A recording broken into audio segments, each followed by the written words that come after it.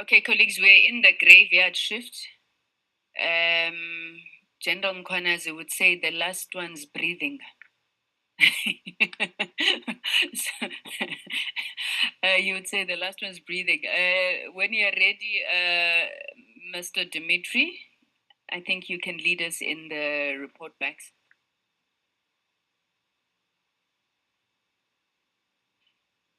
Thank you, Honourable Chairperson, and welcome back, Honourable members. And we have the two rapporteurs, Group 1, which I believe are ready.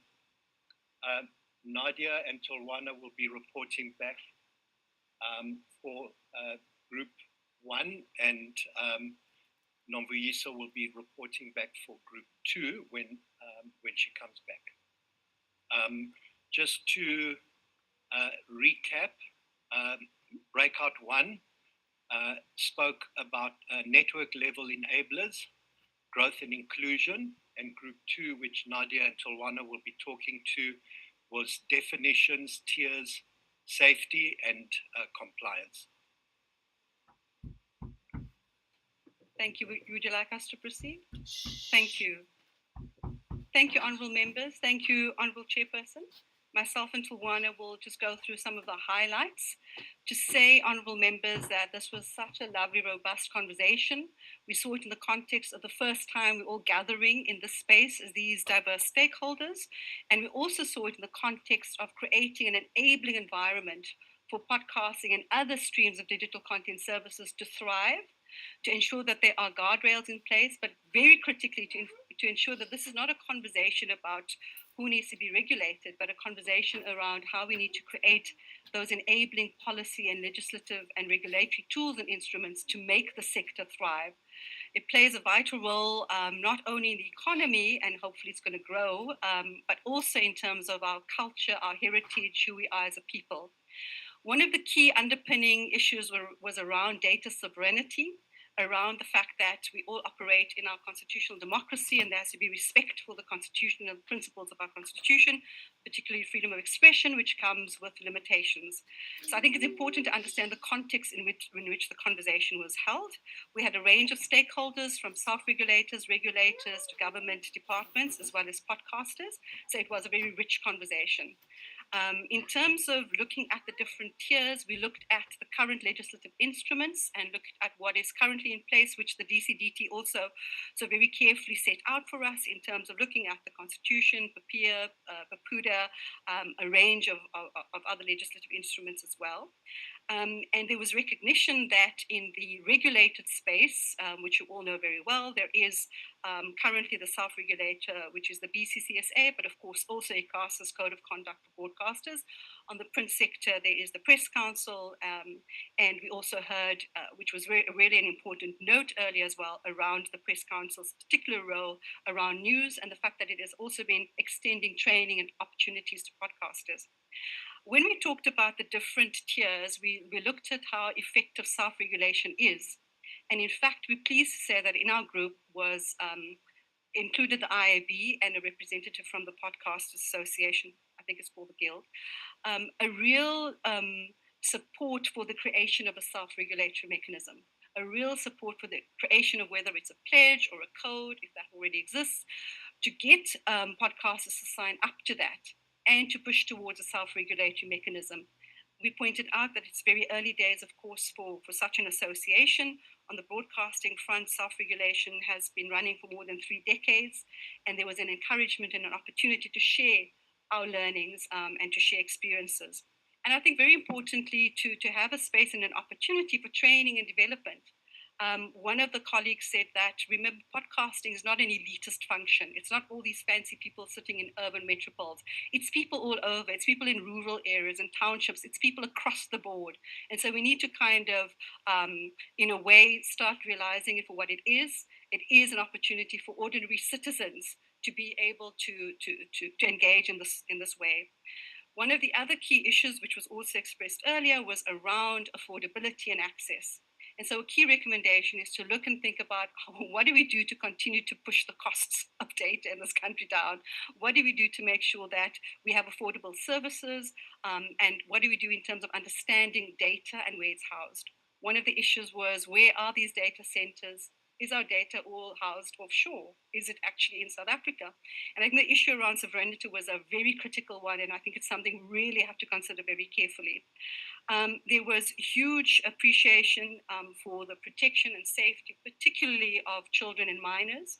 And the conversation turned into the issue around audience advisories, classifications, which we know so many sectors and stakeholders such as the FPB and others who ensure that there are audience advisories. You don't go out and watch or consume content that's not appropriate, etc. And how do you start creating that kind of environment where there is space for audience advisories? To know the types of content you're actually going to be downloading and that you're getting on demand. There was a conversation around making sure that we understand what podcasting is. They're not broadcasters. They don't get issued with licenses by ICASA, but they are part of our big content ecosystem. And the point we wanted to underscore there is, and yes, there needs to be continued innovation. Yes, there needs to be continued protections. And yes, there needs to be continued enabling provisions to make this particular tier of incredible content thrive in the sector. Around the issues of compliance was also looking at what we currently have in the environment and how we could perhaps carry that over and piggyback that into what podcasters are currently doing. There was a discussion, Madam Chair, around the different tiers and types of genres and categories. So podcasters who are providing news, podcasters who are just providing light entertainment, a whole range and variety. And you need to then understand each one of those content segments and know what kinds of compliance or safety guards or guardrails need to be in place. One of the colleagues came up with a fantastic idea around the 4 R's, REDs, which we've then expanded into the 6 R's. So it's rights-based. We live in a constitutional democracy, a Bill of Rights, the rights-based environment. There needs to be response. You need to be able to respond to complaints. There needs to be recourse. And right at the bottom, regulation fits in much later. But importantly, there needs to be research. We don't have enough research. We don't have enough data points to really understand this environment. And so I think a lot more investment into research. We also need to understand the revenue models. We need to understand what we're talking about.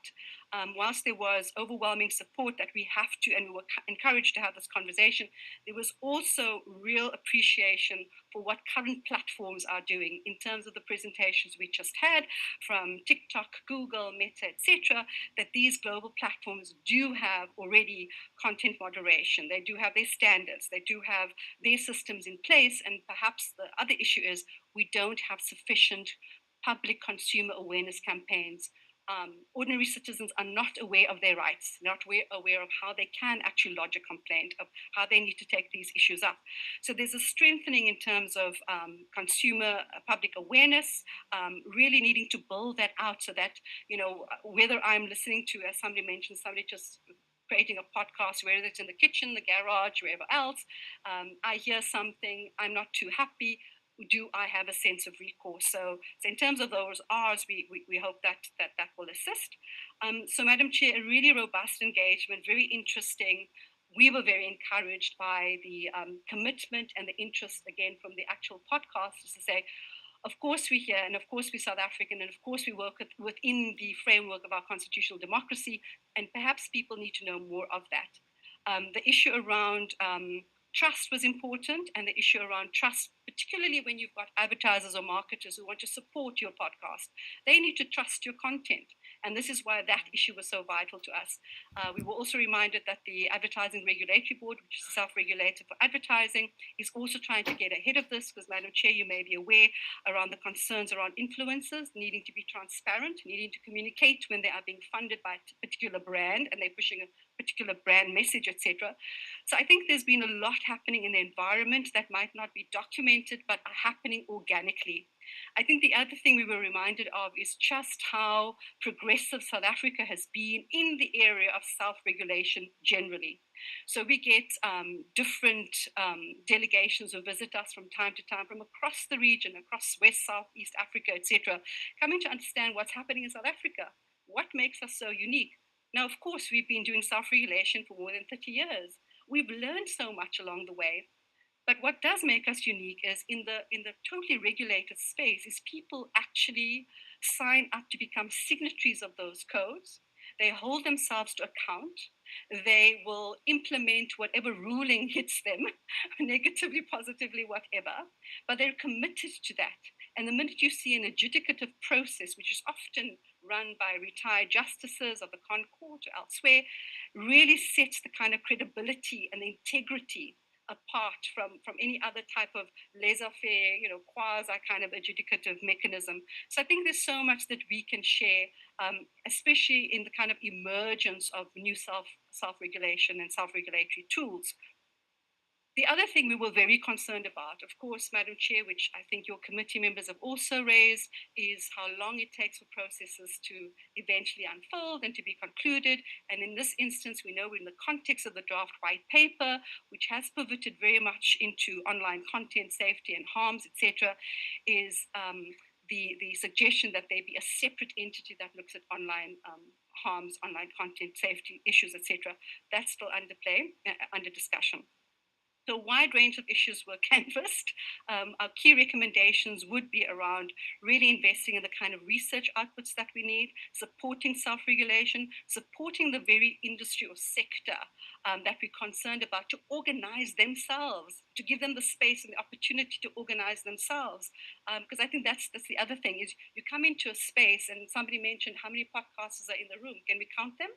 So I know the conversation was largely around digital content generally. This is but a subset of that, but it would be good to be able to give this very interesting, innovative, and I'd love to say young sector in our society to be able to develop their own tools, to be able to develop their standards, to be able to say, yes, this is what we've contracted into, and that the through line is our constitutional democracy, the through line is data integrity and sovereignty.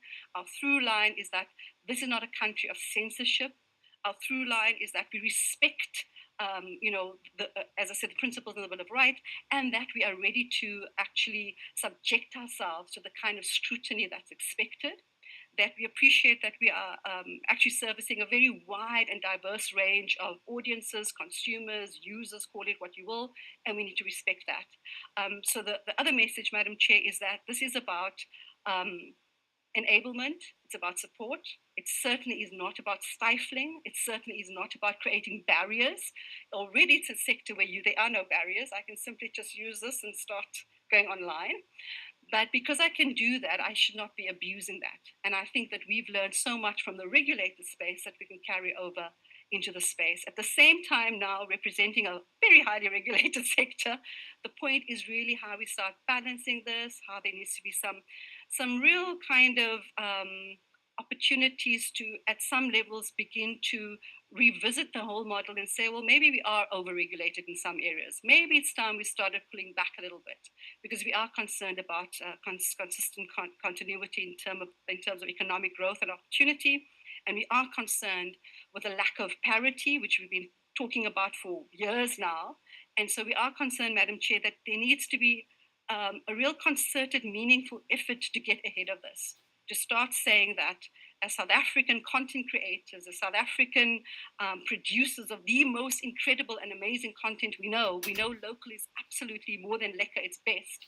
There needs to be opportunities to safeguard that, to promote it, to enable it. But we need to know that we're all competing on a level playing field. So, Juana, did I miss anything?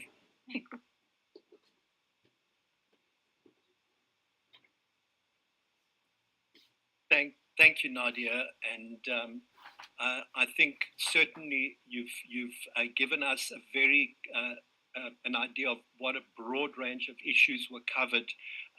Perhaps when you do hand over the recommendations to the content advisors, you might also wish to add the column where we said who are we directing these particular recommendations to, because certainly I think you've spoken to policy issues, you've spoken to regulatory issues, and ultimately also looking at Parliament. So And I think what's amazing is that you've really covered all of those areas. So thank you very, very much.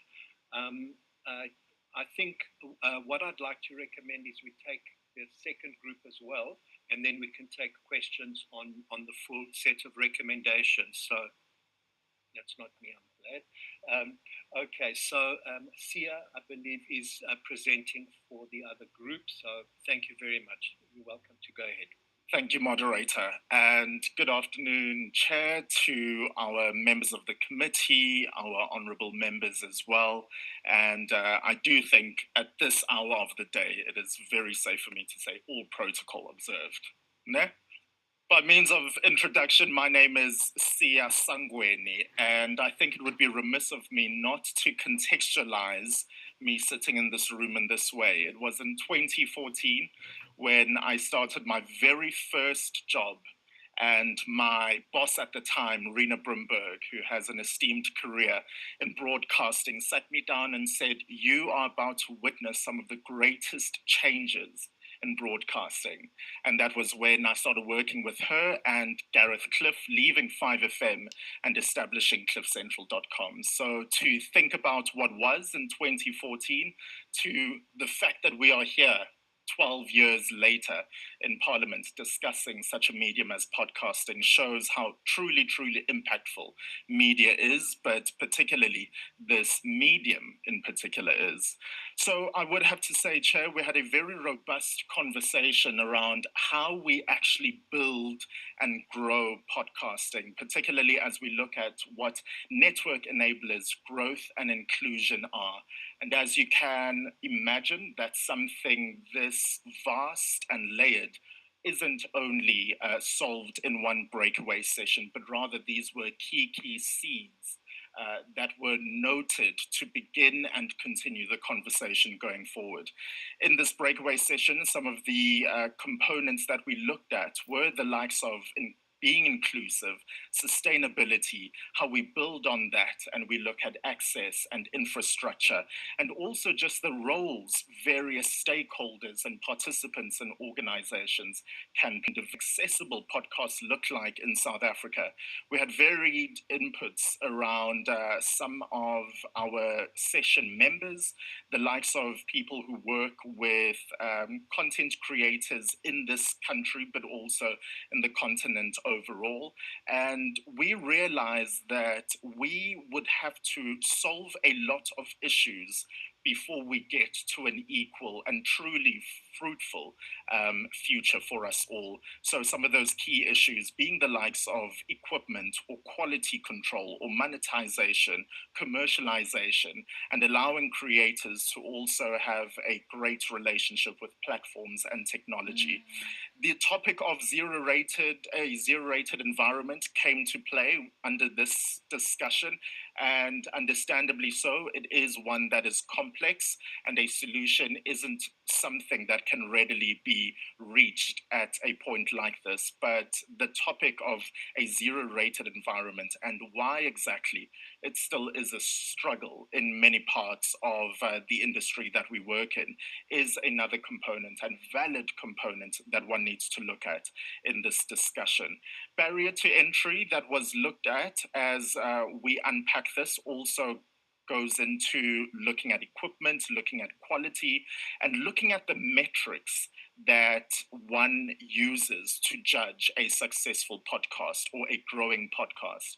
We know that creators might be happy to say, I have now reached the 1,000 mark or the 5,000 mark, versus what do platforms such as a Spotify, a TikTok, or YouTube use to actually define a successful podcast. So those metrics are one to take note of and to be unified in being able to build that approach. As we also look forward in a successful podcasting landscape, another key point that was pivotal to our discussion was reframing the landscape and looking not just from what regulation is needed, but rather what content creators can continue to do. So how can we actually stimulate the content creator system before we look at what regulation must be imposed in it, but how can we make sure that we have a fruitful, conducive environment for content creators to actually grow in this space? How are we adequately educating them? How are we increasing their connectivity around the country? And how are we making sure that they have access to platforms online? And also, as we hopefully look at the reduction in the cost of data overall. So this ecosystem is ultimately built on businesses operating online. So again, when we look at that full ecosystem of business, how do we actually ensure that spend is also diverted towards podcasting and digital content creators? Of course, that also heavily relies on regulation, and also regulation does need one to not just accept the benefits, but rather also have to compromise or sacrifice certain elements. So that's also a worthwhile note to mention. When it comes to access and infrastructure, we looked at some of the biggest constraints to this that actually limit podcast access and distribution, particularly in rural and underserved communities. And no surprise that base level equipment has been noted as a through and true constraint to this. But more than that, we also did discuss working capital that is needed to actually sustain these businesses. It's all good and well that we talk about and we promote and we pat people on their backs who have been able to go viral just simply from using their cell phone device from home. I know earlier we were talking about the kitchen or the garage of the room. But how do we take that moment of being viral and build a sustainable business? And it comes down to the nuts and bolts of one needs to be able to build a team. One needs to be able to afford a producer, content producer or technical producer. One needs to be able to market themselves online. And that goes down to the likes of working capital. And then to be able to support those organizations or those people who actually want to start something like this, especially when we look at rural and underserved communities. Are we feeding them enough information that won't just, as the old adage says, give a man a fish for a day, but will actually teach a man how to fish? So are we also looking, and how are we also looking at formalizing this industry to actually attract investment? Chair, I would say that this was a refreshing point of the conversation because there were some murmurings around the room, I'd like to believe, throughout the course of the day around regulation and whether we are overly regulated or not, and what is the need of regulation. But when it came to actually formalizing the industry, regulation isn't just about standing in the corner with a cane threatening someone, but rather it's about saying, let's formalize this to protect you firstly as the content creator, but also that is how you make oneself or one platform or one industry more attractive to investors and the likes. So moving on from that, we were able to get into a conversation that ultimately proved that governance is able to attract more podcast efficient training, education, and the likes are keys to being able to overcome some of these infrastructure constraints. How those education elements are actually funded, now that's a story for another day, or rather a story for another session. We were able to also move on to looking at how stakeholders can collaboratively address the cost barriers that are associated with the likes of data and devices and production equipment that affect not only just the podcast creators, but also the audiences. And going back to the foundation, or rather the foundation and also the effects of regulation. And that boils down to looking at compliance, looking at copywriting, looking at what content can do. All of these elements are part of the ingredients that lend to great collaboration. So another aspect that was brought into this was around professionalizing podcasting. We see what, for example, the Press Council is able to do, and how they are also able to add very constructively to a conversation like this. And though in this part of the conversation, we also realize that we can be as forward looking as possible, but we also cannot negate the amount of work that has actually been done to get us to this point so far, and also what kind of work is still currently being done as well.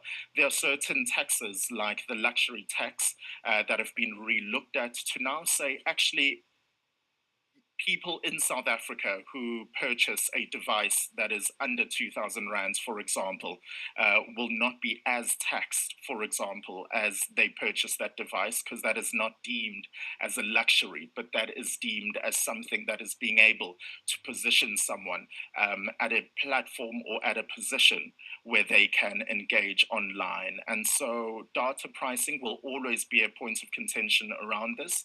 And we were able to hear from people who represent that sector and also the network sector overall, who have brought in their notes and points to this topic. When we look at how established podcasters, is there timing? Interrupt. Yes, just timing. Yes. I could encourage you to focus more on the recommendations coming out of the group rather than a summary of Certainly. Thank you. Noted. Give a man a microphone. Give a podcast. Truly looking at collaboration and how, and not to kill the lily here, but this is one of many conversations and one of many action items that are still going to take place. Podcasters don't and can't work alone, but rather it's a collaboration between podcasters and platforms, institutions, government alike, to be able to look at what is necessary in the regulation to ultimately protect, uplift, and empower everyone who is involved in making sure that this industry that we all know and love becomes the success it already is, but also builds on that. So in conclusion, Chair, I say regulation is key. I think nobody in this room is disputing that, but our recommendation for that would be exactly how our breakaway session was framed. We do have to support the market, and we do need to deliberately look at how we support the market through network enablers, through growth and inclusion. Thank you. Thank you very much, and apologies for speeding it up, but I do know we have now a really important engagement. Through you, Madam Chair, if I can open up to questions and engagement. And I know because Honourable Subrati was in my blind spot earlier, may I ask if you'd like to kick off with the questions or contributions?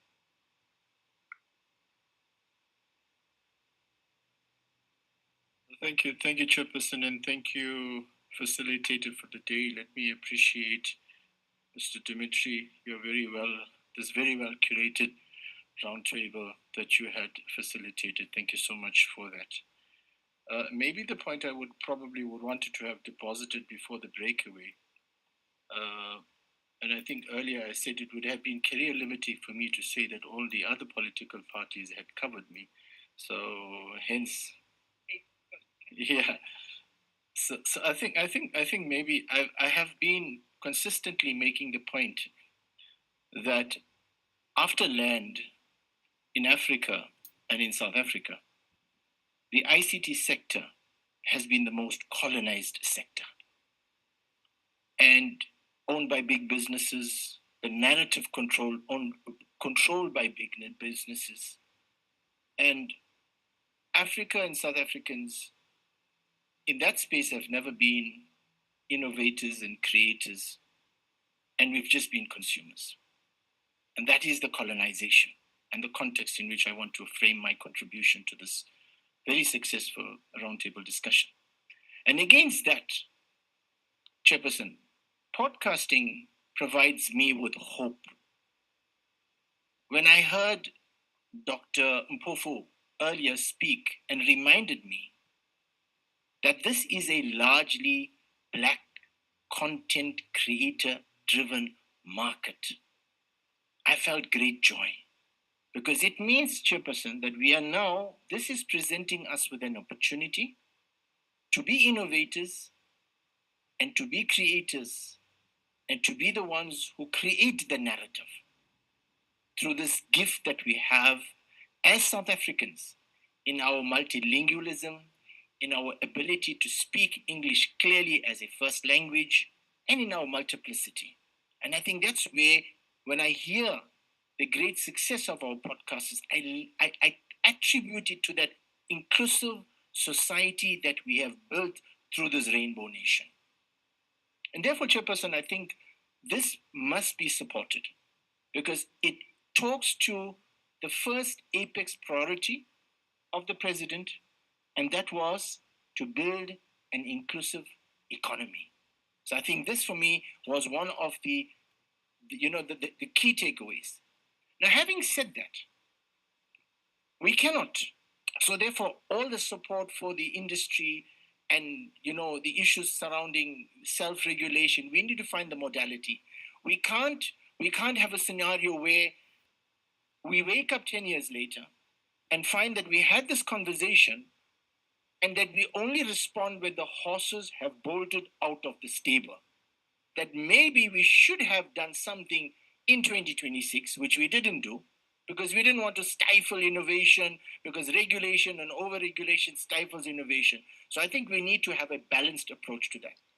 I think the second point that's very important is, whilst we support the industry, there has to be a platform where we say it must operate within the context of our sovereignty as a nation. And this is the next point I wanted to make. We cannot have a podcasting, the sector, operating as a law unto its own. Why do I say this? And I'm placing sovereignty and our transformation as a country at the center of it. We can't have, Honorable Chairperson, a podcaster coming to telling us that there is a white genocide taking place in South Africa. It gains thousands and hundreds and thousands of likes. It alters and promotes a false narrative, and we are impotent to respond to it. The sovereignty and the transformative pathway of South Africa cannot be compromised. And I am saying, when we regulate, we must protect the truth in podcasting. To me, misinformation and disinformation is the number one enemy of South Africa, and we must regulate it pointedly in that. And that is why, Chairperson, when you had excused from when we received the human rights report on the 2021 unrest, I had brought this matter to the committee and had proposed that, as the ANC cohort, we have proposed a bill for misinformation and disinformation, because that sits at the center and at the bedrock of this. If we regulate nothing, but we only protect the truth and we regulate misinformation and disinformation, Chairperson, I think we have done a huge contribution towards putting in these guardrails in which largely this industry may thrive. Chairperson, I think those were the two fundamental points I thought I should deposit. Thank you so much for this opportunity. Thank you, Honorable Subrati. And what I'd like to propose is that I'll take 3 questions at a time, and then I'd like to allow our moderators of each group to respond on behalf of the group if that's okay. So if I could take questions from any other members or contributions, and we're now open to the floor. So yes, Honorable Khacha, and then Honorable Kubane, Honorable Elise, and then, so I'm going to take one. It's 3 in total. I'm so proud of you for remembering their names. They terrorized you in the interviews.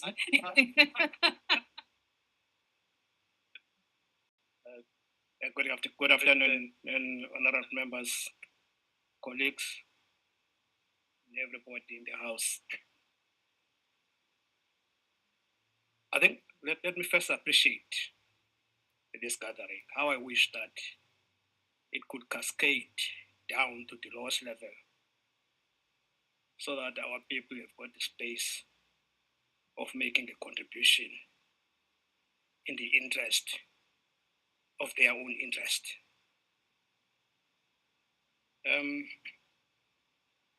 It's about the original mandate of the country,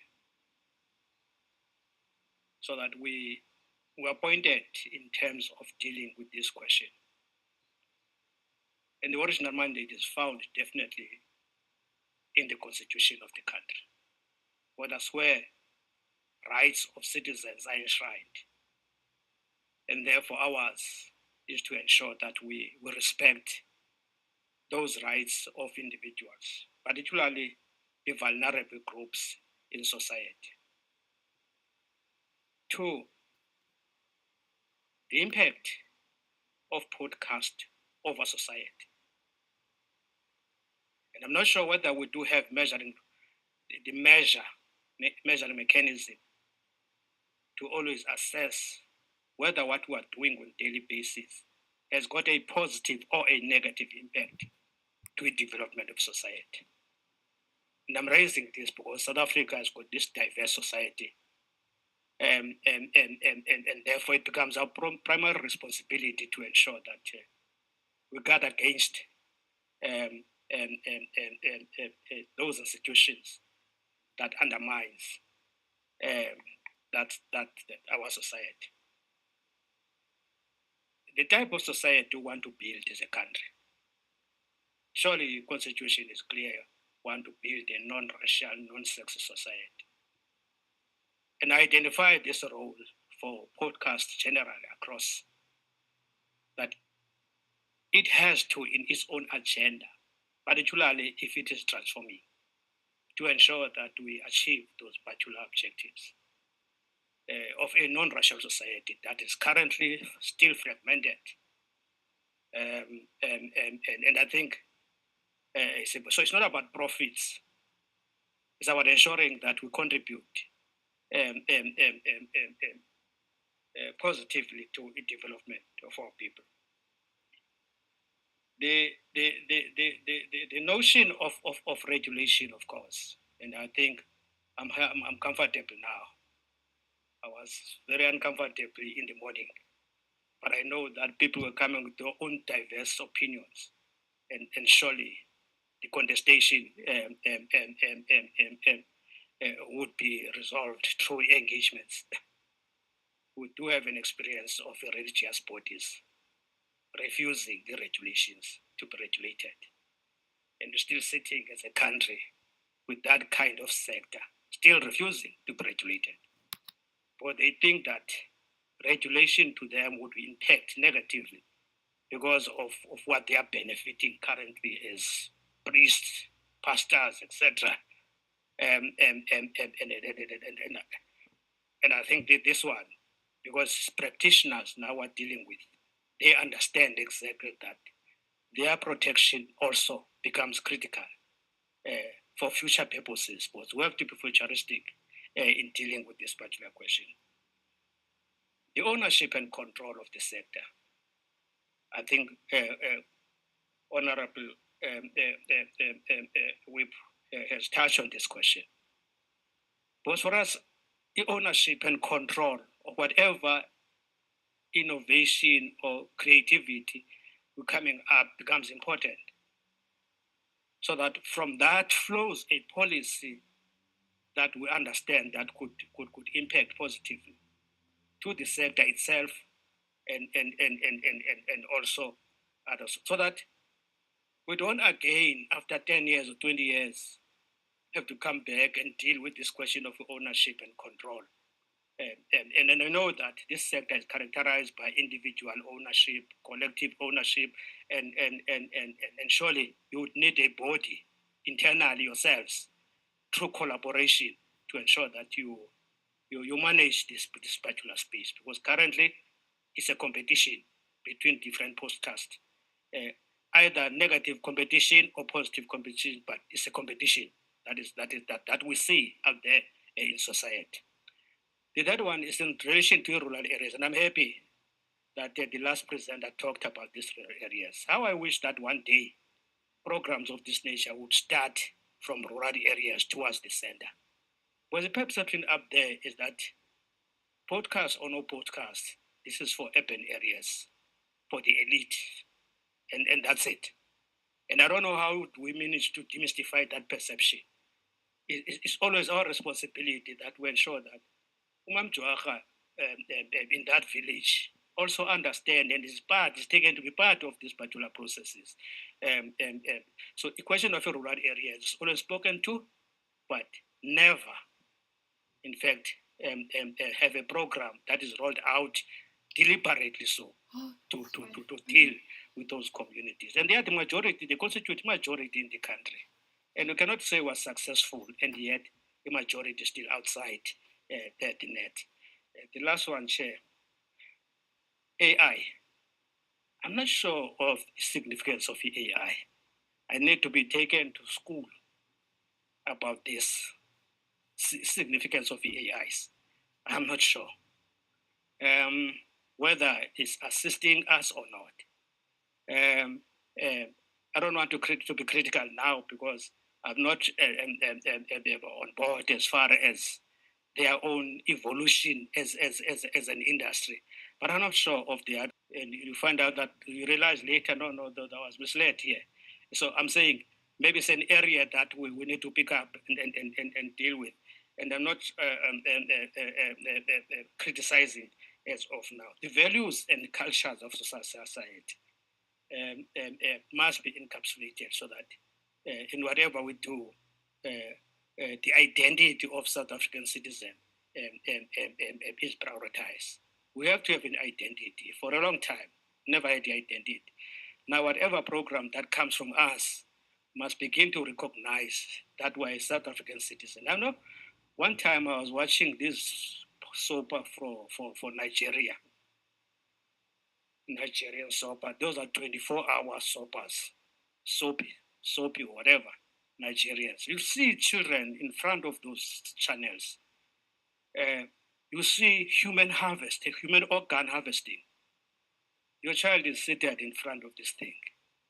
And you begin to have a problem because you don't know how to regulate a Nigerian from Nigeria, exposing our children to this danger. And I'm saying the cross-border kind of collaboration becomes important so that we begin to regulate different times some of the programs that emerges out of this. I'm raising this thing deliberately because I know that foreigner in the country to insult the president. At least minimal regulation. You know, Chair, I'm a pro supporter of podcasts. You know what they brought in this country, because we've got media that is controlled through monopoly, where even the content is dictated.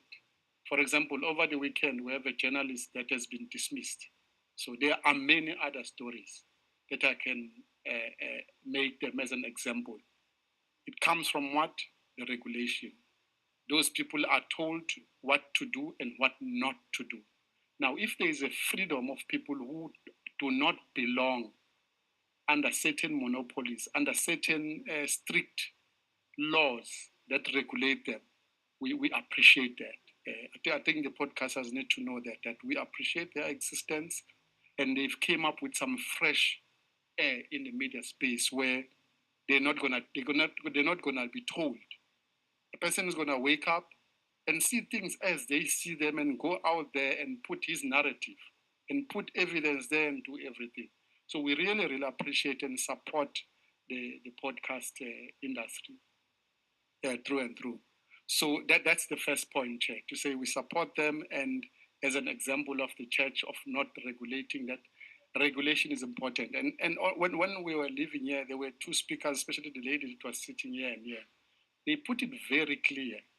They said somewhere around on the media, there is where regulation of podcasters fit in.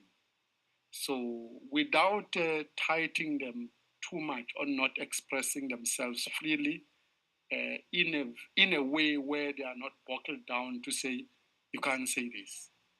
No, this one you can't say. No, this one, when you say it like this, even if they cannot be boxed in that, we would appreciate as long as it is there is that element of regulation. And then the other point, Chair, is that imagine you have people that tomorrow you want to incentivize or you want statistics about them and you want to know who's who in the zoo. This person that is a podcaster that speaks this narrative, where does it come from on an industry that you don't know its market? So it's dangerous as well. You need to know the certain industry and know who's who in the zoo. Let them have a register or even. I'll take the next three. So Nadia and Sia, if there were any particular questions that you wanted to respond to, because we did actually hear more than anything feedback, which was very valuable from the honourable members. Sure, thank you, honourable members, and also colleagues who are part of our working group. Welcome to jump right in.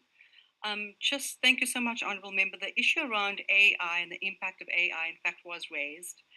In my rush to get through the notes, I skipped that. There is huge concern and growing concern around the impact of AI and transparency issues.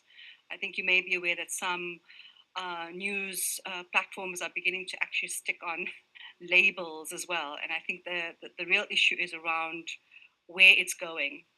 One of the colleagues said in the next few years, we're going to have these AI bots delivering podcasts directly, etc. So it's something that we're very concerned about. We note that the DCDT had developed, I think, a framing document around AI across various applications and various industries. And I think that in due course, all of us will be making, written submissions in that regard. We also know that the sector regulator is concerned particularly around the use of AI in news programming. So I think that, we just want to reassure you that something the industry has been considering, very concerned about. So that is one key issue. I just wanted to also say that the amazing thing about today, I think, is that there is an absolute meeting of the minds around what is important. What is important is our citizenry as South Africans. What is important is around safeguards. What is important is around frameworks. And I think that that's really positive. I think coming in here, people were very unsure. And here we are today at the end of the session, Dimitri and honourable members, where I think there has been a meeting of the minds. And I think there's also been a real appreciation for what this new content stream can do in terms of extending and expanding us as South Africans, how we engage with each other, our sense of culture and heritage and all those good things, and more importantly, the economic drivers. Also to say, just to underscore what the other team, the other committee mentioned, is also a nice theme, is around collaboration, around partnerships, around sharing of information, sharing of experience, around saying, we've done it for so many years, let's share this. And there is a real goodwill and a real sense of us wanting to do something in the public interest. And I think, you should be congratulated for that, in fact, because often when you come into these sessions, it can be quite acrimonious. And we're sitting here and I think there's alignment. And I think that's a really positive takeout. The big issue, and thank you for raising it, really is about the research, is about having the data, available to us.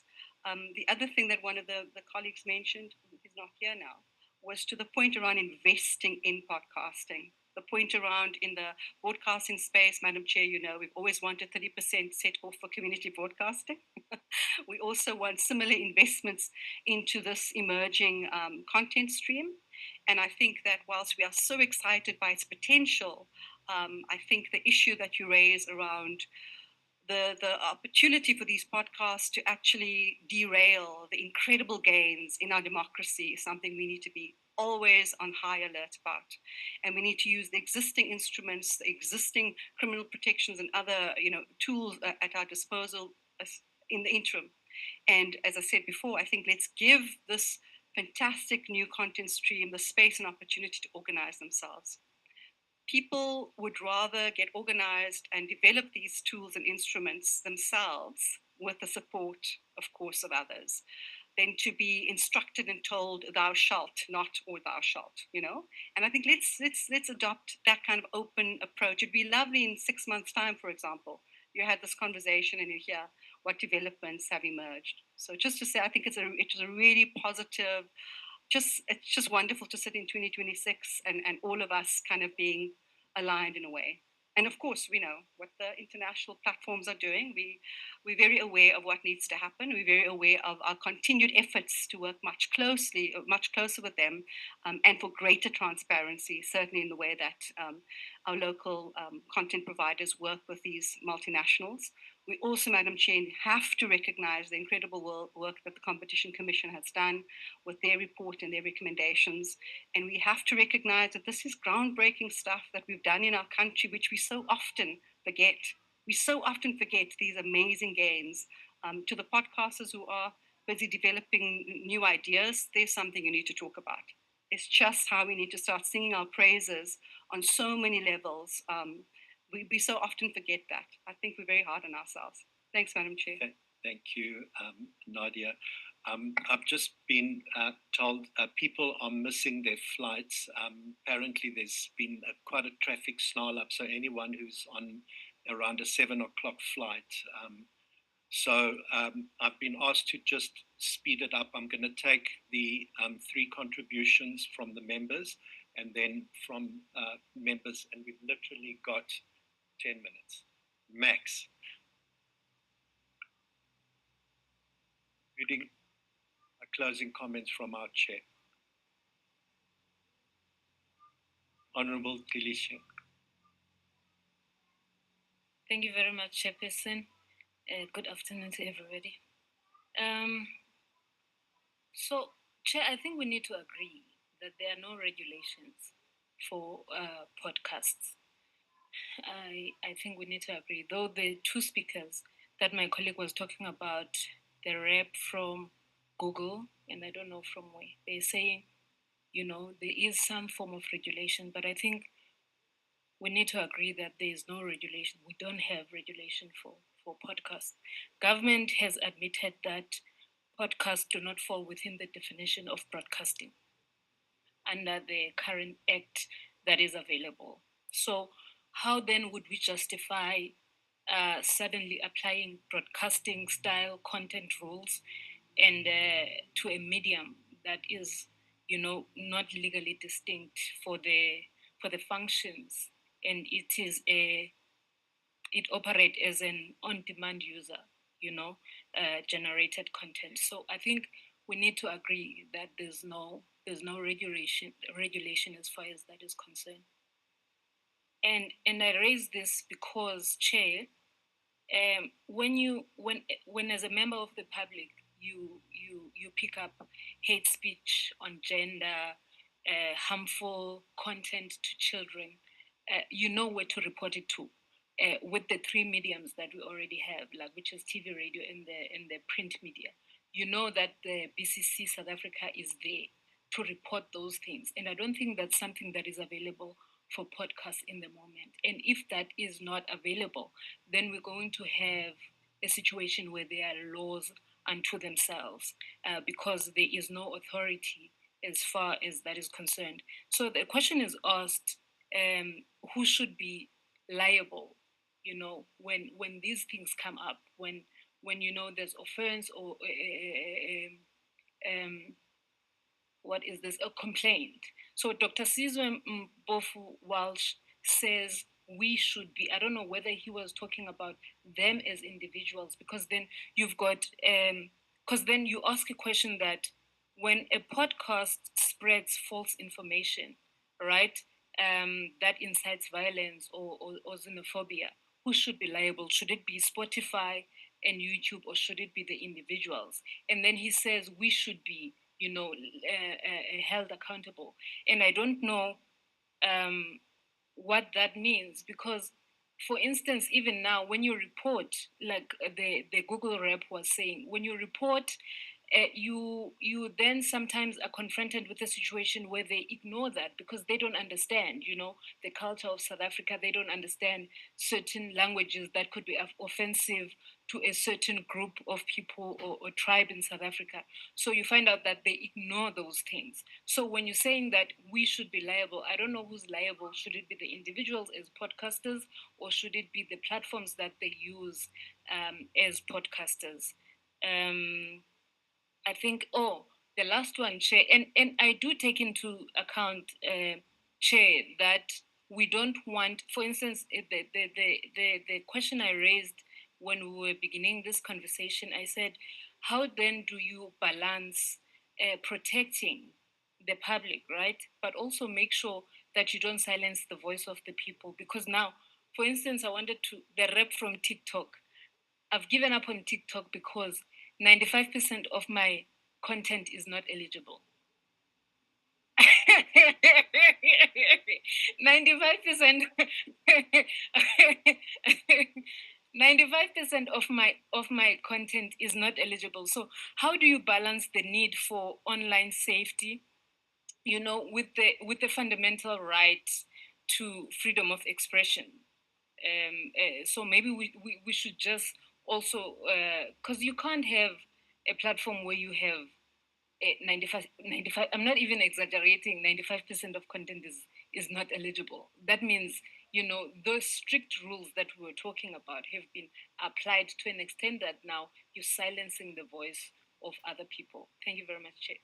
Thank you, Honourable Member, and Honourable Singh, and then the DG will be the third of this group, and then we'll have our podcaster from this side.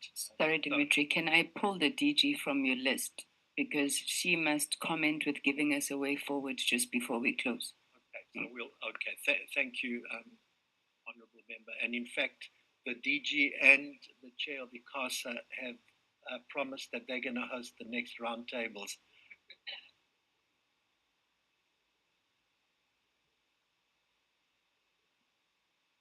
Thank you, Chair. In the interest of time, I'm just going to actually keep it quite short. So I think I want to take off from the point that everyone agrees there needs, as it always comes out, and inclusiveness, podcast industry, or TV or whatever other platforms, and what is the hesitancy by advertisers to actually advertise on these podcasting platform. They're not a platform, so let me not say that. And then we come to other questions where, for example, we have the telcos, but then the OTTs not actually contributing to the infrastructure, are going to these competing interests. So for me, I would also just like to know, for example, the platforms, what responsibility, and I think it was asked, what responsibility do they take for harmful content on their platforms, and would there be liability? So there's going to be a lot of questions that are going to come into the detail. I think there's going to be consensus that there needs to be regulation, but until we have something literally on the table, I do sense that that's when we're going to see all these competing interests come to the fore. Thank you. Thank you, Honourable Singh. And the last word to the podcaster will be speaking for all podcasters. As I said, this is just the beginning. There are, and we all laughed when I mentioned the DG and ICASA. They actually said they will be hosting the next one, so it wasn't a joke.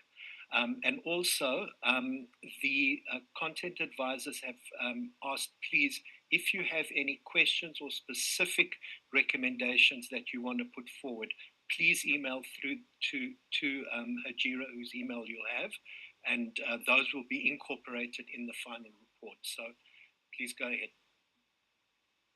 Thank you. Honorable members, I understand that people do have tired minds now, so I'll be very, very quick, and I promise. The only thing that I implore, Chair, is that we do take the issue of supporting the industry quite seriously. If you think about the ratio between a community radio station and podcast, there are way, way, way more podcasts than there are community radio stations in this country. Yet they have a very clear mandate that there will be a minimum spend towards community radio stations to uplift them. And my only request is that on the recommendation about supporting these platforms, we do take it seriously. They are the new voice of digital media, of media in general, not just digital media. So it is something that I think let's truly consider, because we would love to see more and more emerging platforms come out of this country, and we would one day love to see the next prime media emerging from a podcast and being digital first. So I do think that it's something that we shouldn't brush aside, and that it's something that we should really take into consideration. Thank you, Chair. Thank you very much. Thank you for keeping it short. So as we close, a final a comment from me, which is actually an apology to our chair. I was asked to please mention that this meeting was going to be run according to the Davos principles. And I forgot to mention them at the beginning, but I'm going to quickly mention them very quickly because we all met all three. Number one, non-commercialism. Nobody did a pitch here. Two, constructive dialogue between leaders of government, business, and civil society. And number three, inclusivity, collaborative and inclusive nature of this event. So thank you all for sticking to those principles, even though you didn't know. Thank you, Chair. Thank you so much, Dimitri. Okay, as we move to closure for real now, I've been told that politicians say, as I conclude, and then they say, finally. As I sit down, Chair, DG, can I hand over to you for some reflections and way forward? Thank you very much, Chair, and much appreciation. Firstly, I think for creating this engagement platform, which is first of many, I'm assuming. We're not taking this away from yourselves. We just thought if perhaps there's still further issues, maybe the chair and myself will be, CASA and the DCDT would be available along with the other regulators, which is FPB as well as .ZETNA. Chair, there are a couple of issues from our side, and maybe just to just quickly respond on them. The issue of data, I've seen the issues of reliability, accuracy, etc. So just to give an assurance that, and I think the problem is the lack of communication of all of this. We published a data and cloud policy. Now, in that policy, we're saying that the SMMEs, because we want to stimulate activities, SMMEs actually have right of access to government data. Now, hopefully government data is the most reliable, and they can make use of that.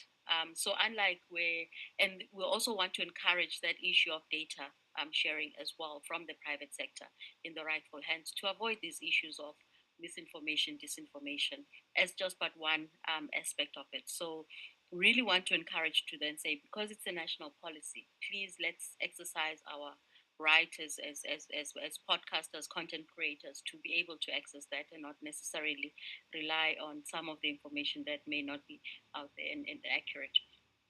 The other issue then, I think the most critical issue is about the issues of accessibility, affordability. And as you know, there are a number of programs that we're working on. I'm hoping that just before Easter, Honorable Delisha will give you something so that you're not going to ask us about this issue of the cost to communicate. And it's going to land on your lap. So please wait for the next cabinet announcement on this matter. The other, but we're making other interventions working with the regulator in terms of addressing the issues of data costs, which are quite high. And precisely on the comments that were made by the young seer or the vibrant seer, if they're going to talk about zero rating, Chair, these are issues that we have to put in some form of a regulation. They're not going to fall off. So I hear people talking about the fact that they don't want over regulations or there should be no regulation. A regulation is not trying to stifle, it's not policing. Certainly, there are going to be guardrails, as we want to call them, just to make sure that you protect personal information. You don't exploit people. The same rights that one enjoys offline, we've always maintained that you should also enjoy them online. And whether you are a content creator, whether you are the user, etc., whether you're an emerging entrepreneur as well as an innovator in the space. So in the issue of misinformation and disinformation, we're seeing an absolute rise on this, and we have to find. It's no longer like to say, I think it was mentioned earlier, people go to the courts. The courts don't care about your feelings, your reputation, etc.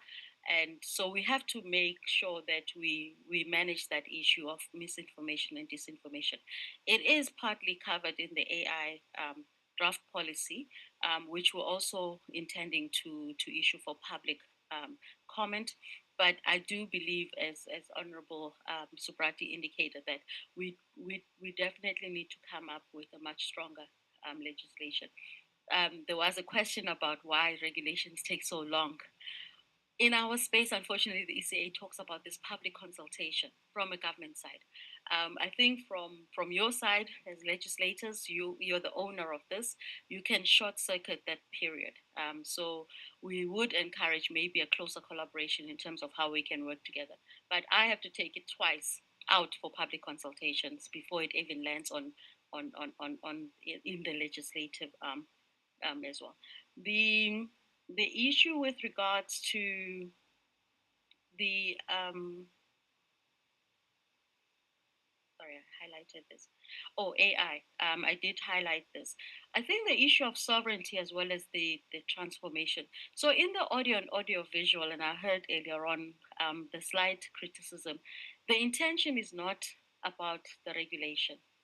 The issue is really about how do we stimulate these new emerging sectors, these new creative forces.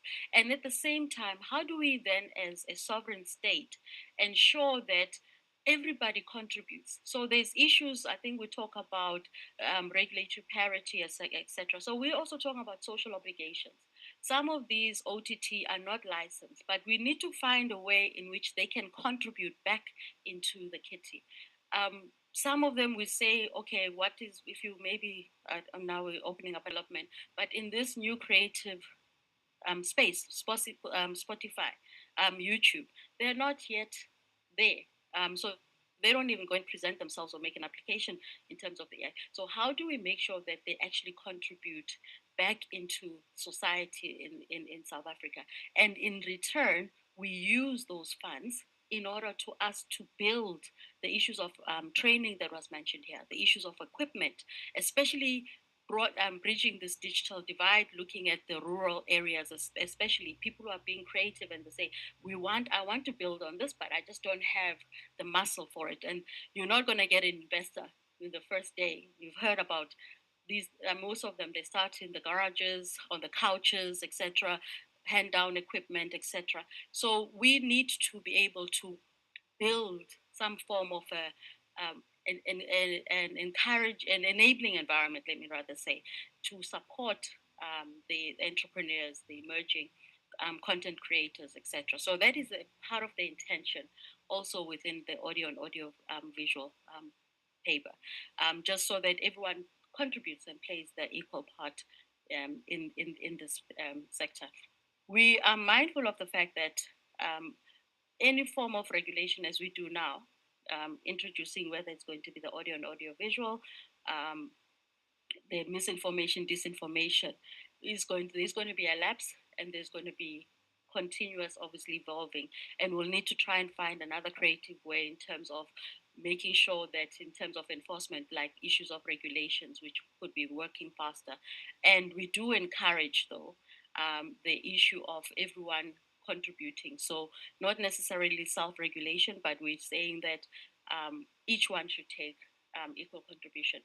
We had the same challenges, Chair, if you recall, in 2016, at the rise, well, when we're regulating the OTTs here in Parliament. And both the operators as well as the OTT platform owners came here to say, no, don't touch us. We're good.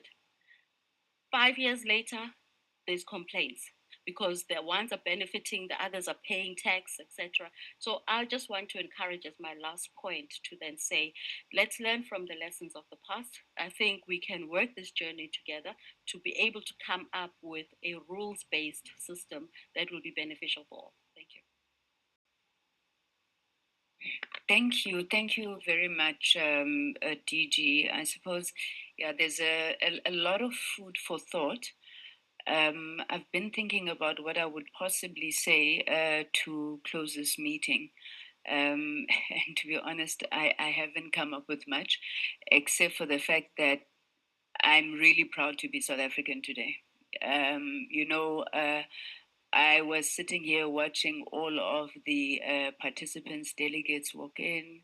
I'm not looking at you, CEO of Podcast and Chill, but people came here with their daggers out. We were ready to fight, did not know what this whole discussion was about. And we had really fixed positions, which would have come out of whatever experiences we've had. But just listening to the reports as they come back, I don't think we're far from each other. I think that at the end of the day, we all want the same thing. And that is for the sector to thrive, for the sector to be supported. But as it does that, it does it. I'm sure you finished debating electricity now and you want to disrupt my closing, ne? Are you going to die if I don't give you a second? 1 second. Quick one, Chair. I think maybe I missed a lot, and I do agree. We were in the Parliament for the speech. Chair, quick one. The big main issue I'm not clear about is, and you can help me with the question on OTTs. What do we refer to YouTube as? What do we refer to these apps that are currently the almost transmission platforms for this particular content? I think what is disputed is the language of the content and the indecency. But the most biggest thing is the platforms themselves happen to be totally unregulated and are extracting huge amounts of money out of South Africa. And I think that's where the real issue is. TikTok and your YouTubes, your X and all of them. So at some point, from a committee point of view, let's talk on what we need to do to regulate the majors, the ones really making the money out of advertising, out of syndication, out of all of the value and the revenue created. I just wanted to add that point because I think I missed that view. We can't punish the small people, which is the podcasters, the almost channel owners who are really dependent on the majors who are making the money. We've seen right now in South Africa, Uber is localized and they're forced to be regulated within local regulatory environment. So I think the big majors, we should have a YouTube South Africa. There's nothing wrong about it. We should have a TikTok South Africa, like how the US has done. They wrestled the Malaysian, I think the Singaporean owner of the ownership, and they actually owned TikTok USA, etc. We should be able to talk about, the likes of X South Africa. So let's get Elon Musk a bit wrestled and really more worried. He needs to localize and take us into consideration. And those are the points I wanted to add. And we have really the chair of ICASA here, and he has to be bold enough to direct this particular focused participation, because that's what draws the eyeball. The first of many conversations, and Honorable Mkhacha is right, that we should not be leaving anybody out of the conversation. There's digital content creators who are sitting in the back of Beyond, and they need to be brought into this. There's a lot of work that's being done by government as well as industry itself. What I truly appreciated, I think it was when Nadia was making an input, speaking about how, your traditional media is sharing experiences with the broadcasters and really showing that, regulation is really up in your hands, She calls it self-regulation, but the encouragement of organization within the sector so that you have a common voice When I said that, I was proud to be South African, this is what I have always imagined Parliament would be. A platform for the people to whom it matters to create, what the laws are supposed to be, because really the legislators are doing it on your behalf with the mandate that you've given you. We have a big problem that I'm hoping we're going to be able to address together. The DG will tell you that we often call them to come and speak to us about the digital economy master plan. What does that look like? Where is the content economy within that master plan? Then we speak about the 4IR, the Presidential Commission on 4IR, all its recommendations, including artificial intelligence and how it's integrated. And nobody really wants to own delivery of it. Now, as a committee, while we were not wrong, but we focused a lot on the infrastructure side of things, getting the connectivity, the digital migration, and we haven't done as much on the content side, which, as Honorable Mchabeleng correctly says, you are free and you must be free to do what you need. But then how do we ensure that that content side as well is contributing to what we want to build? And that's a vibrant a digital content ecosystem. What we are going to do from here is we are going to develop a report as a committee, which is going to take into account the recommendations that you have made. We are going to have endless discussions with government. Endless has, in our language, is a time frame of 2 months. So the committee has already agreed on certain things that we know have to be dealt with. The regulation of OTTs, like Honorable Nchabeleng has been saying, I don't like using your word short circuit because, William Burt has left, but I always get into trouble with some of civil society when I say, but our primary responsibility is lawmaking. And while it has become the norm that the executive are the ones who are introducing bills in parliament, that is not actually how the system is necessarily designed to work. So we do not want to duplicate the work of the executive, but we have our own priorities that we think that the seventh administration must legislate, and regulation of OTTs and the like is one of them. We would really like to give space, to the industry, podcasting industry, to go back and maybe even with other digital content creators, go back, have a discussion amongst yourselves, and in a couple of months, come back and say, if we promised you one thing, we promised you where people can complain. I can assure you, Sia, that will get us off your backs for a while. Where there's a right of reply, recourse, people know what the mechanisms are. And then you look at the other thing. What sort of code of conduct would you want? What are you doing about, especially when Patiswa was speaking, she spoke about, the influencers, the marketers, obviously then there's the journalistic type. What do you want to do there? Because if SARS starts looking at you like they're looking at you, as content creators, I think it's important to have a plan. So we will take our report to the National Assembly.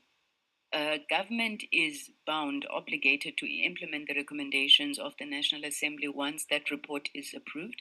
But as I'm saying, our intention is not to direct government. But to say that these are the views that are coming out from some of the sessions that we're talking about, and then this is how we as Parliament are going to be taking those forward. I really, really don't want to repeat. I mean, I've got all sorts of notes here from the issues that you were talking about on issues of digital sovereignty, the support for the sector, the development of our own tools and standard, enablement and support. We've got it, and we will be discussing it. So let me maybe close the meeting here and thank you all sincerely for coming here. We did not pay for you to come here because we're a poor parliament, but you still came, and that is truly, truly appreciated. We look forward to the government and ICASA hosting us soon. I want to thank you so much for your contributions that have gone into this, and I hope that you have seen that our door is fully, fully open for engagement. I do get a lot of emails, suggestions on labeling AI material, and all of that. Most of it is passed to the committee, so we would truly appreciate that. The regulators, I'm sure very soon they're coming back to us about a regulator of the future and where this discussion fits into that model that they have developed, the industry associations that are here. I want to thank the platforms, and you've heard their appetite. So I'm hoping that very soon the platforms are going to, and this is something that we've asked, by the way. And I won't mention the OTT specifically, who said, "Oh, no, South Africa can't be having that discussion. We're talking to OECD." And I said, "Oh, okay, here in our country, is there a jurisdiction called OECD?" And until that happens, we really retain the right to make our own laws. I know that Nomvuiso has left, but the telcos have also been very, very supportive to the work of the committee. And I'm hoping that we're going to see that word, support to the industry, because it is a digital ecosystem, as we say. Let me thank the staff of Parliament. At some point, I thought these ones are going to just, but